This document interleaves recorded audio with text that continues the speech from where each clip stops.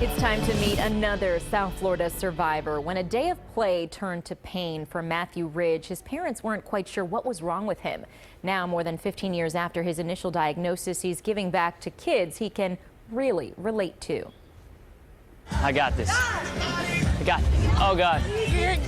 I'm very dizzy. Matthew Ridge isn't exactly a Zumba expert. I'm going the wrong way, aren't I? But his body now moves in ways that were once impossible for him. For me, it was mostly my hips and my legs, so I couldn't, there was a couple days where I couldn't walk, things like that when I was a lot younger. And then through middle school, I was in a chair, on and off, in a wheelchair. When Matthew was just 6 years old, he was diagnosed with rheumatoid arthritis, a chronic disease that causes inflammation of the joints. It's painful and at times debilitating. If you pulled your finger back and you sprained it, that kind of soreness, you know, waking up with that every morning, it's something that you can't see but slows you down. But Matthew refused to let it slow him down completely. He participated in clinical trials for medications and went into remission 3 years ago.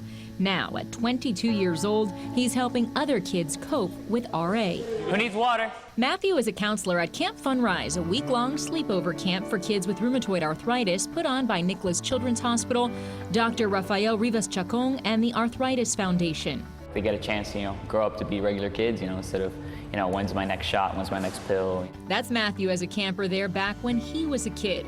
This is Jessica. Say hi. Hi, Jessica. Last month, the camp celebrated its 25th anniversary at A.D. Barnes Park near Coral Gables. They've given us all these kids a place to be, you know, kids, and it's a great thing.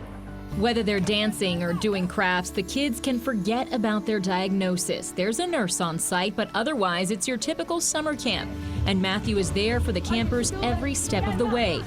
Come on, guys. Encouraging and inspiring them and reminding them that they too are survivors. It's just kind of cool, you know, being able to pass that along to somebody. And, you know, we had a girl in here who hates it, is terrified of needles.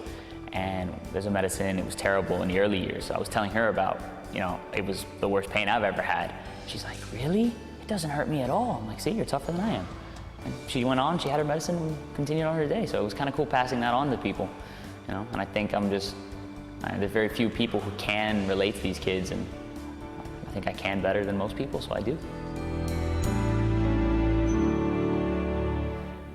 He is moving. Matthew will attend the University of Central Florida in the fall, but says he plans to keep coming back each summer to give back to the camp that gave him so much. An inspiring young man. Thank you, Lauren. We'll have